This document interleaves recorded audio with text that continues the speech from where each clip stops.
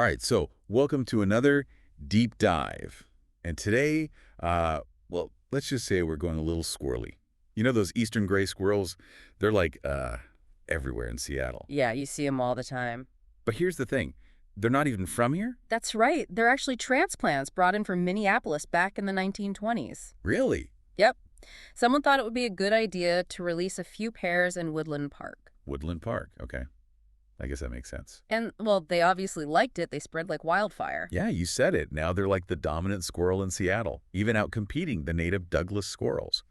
So how did they do it? What made these transplants so successful? Well, there might be a clue in this interesting observation from 1941. 1941. Go on, tell me more. Okay, so picture this. University of Washington campus, right here in Seattle. Okay, I'm picturing it. A naturalist named Bob Fussner, he saw something pretty unusual. I'm hooked. What did he see?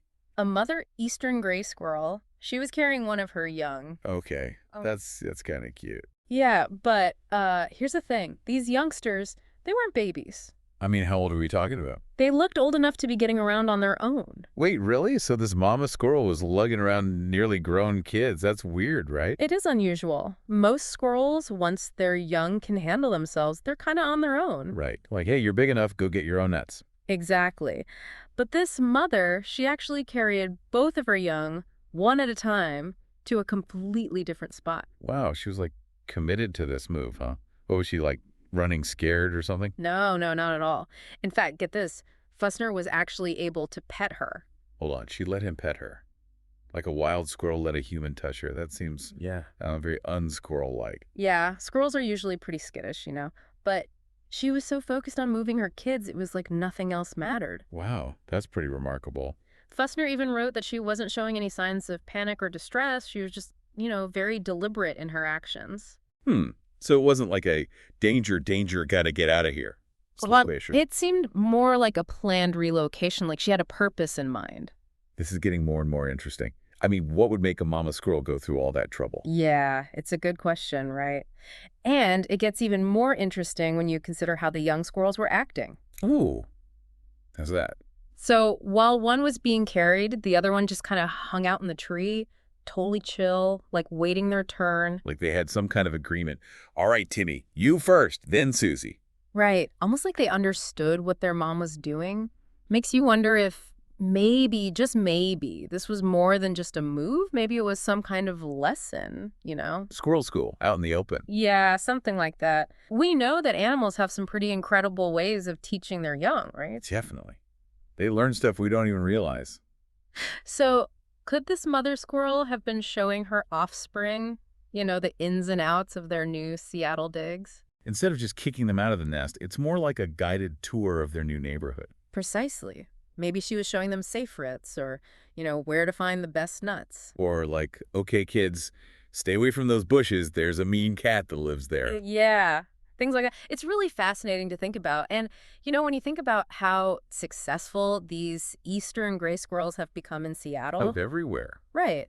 Maybe this careful approach to raising their young, maybe that's part of the secret to their success. It makes sense to me. If you get dropped in a new city, you need someone to show you the ropes, right? Exactly. And think about it, these squirrels, they were essentially urban pioneers.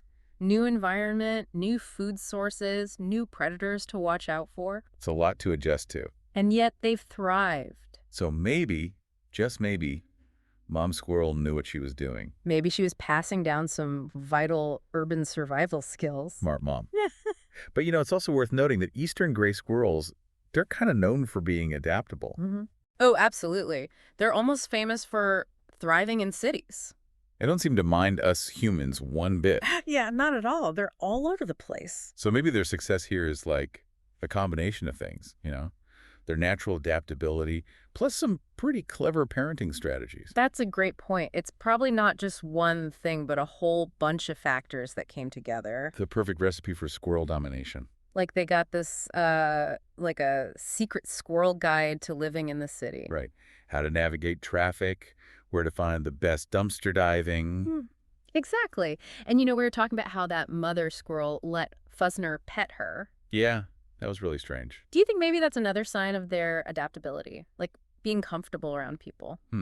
Maybe. Most squirrels I've seen, they're pretty scared of humans. Right, they usually are. But maybe these eastern grays, they've kind of figured out that, we're not always a threat. Yeah, that we might even be, a good source of food. Like leaving out those bird feeders that they always manage to raid. Exactly. Or, accidentally dropping a French fry or two. Oh, they're always watching for that. Little beady eyes waiting for us to mess up. Huh, yeah. And think about it, if they're not constantly worried about us, that frees up their time and energy for other things. Like actually being squirrels. Right. Foraging, exploring, raising their young, it could be a real advantage in a city. Makes them more efficient city squirrels. Okay, so that maybe explains why they're doing so well. But then, what about the Douglas squirrels, the native ones? Why haven't they adapted to the city as well? That's a great question. And honestly, it's something that researchers are still trying to figure out. Could be a difference in their diet, or maybe their habitat preferences, or even their social behavior. It's like those people who just don't like to try new things, set in their ways. Huh. Yeah, I think we all know a few people like that.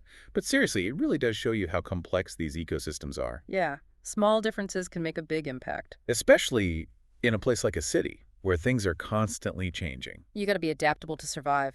Exactly. It makes you appreciate just how resilient these eastern gray squirrels really are. I mean, they came to this new city, figured it all out, and now they're just like part of the scenery. You don't even think twice about them anymore. They're everywhere. It's amazing, right?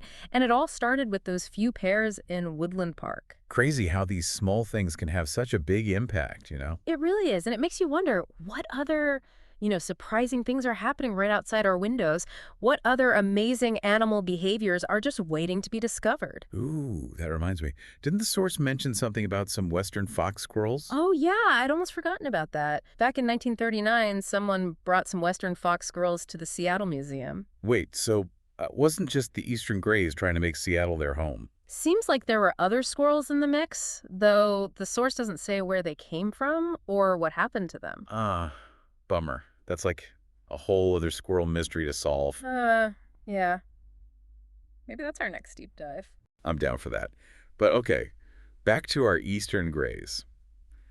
It's really cool how much we can learn from just one observation, right? Yeah.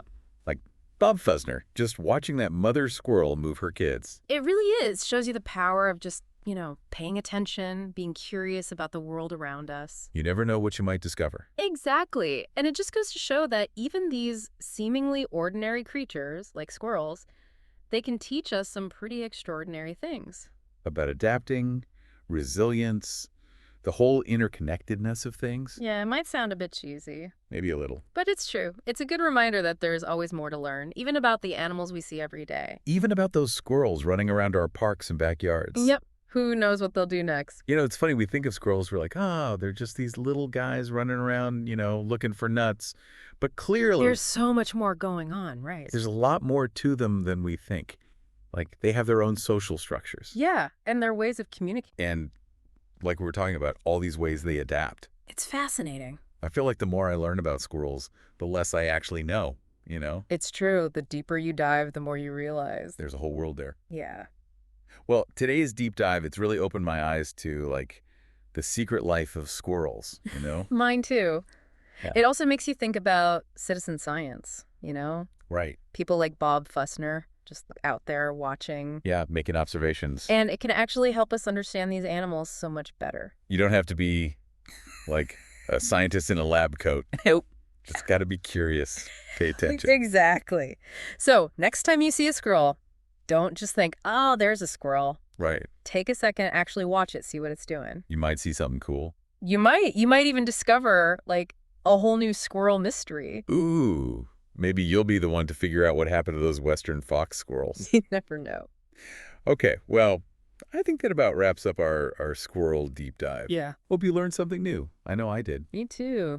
And maybe you even, got a little bit of a new appreciation for these adaptable little creatures. Absolutely. They're pretty amazing. Yeah, they are. Well, it's been fun exploring the world of squirrels with you. Thanks for joining us. And keep your eyes open. You never know what you might find right in your own backyard. That's it. Thanks for listening.